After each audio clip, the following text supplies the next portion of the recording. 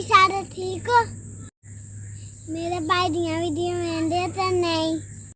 मेरा भाई वीडियो बनांदा सोनिया वेखा कर। मेरा भाई सोनिया वीडियो बनांदा सारे वेख्या कर। जे तुसी वेखोगे मैं भी अच्छी वीडियो बनावांगी। मैं अपने भाई नूं आवाज मारूंगी, अहमद भाई इधर आओ। और मेरी बड़ी प्यारी प्यारी बहन आते ने जेडी तुहानू गल आखी है ए वेख्या करो। ताड़ी बड़ी बड़ी मेहरबानी।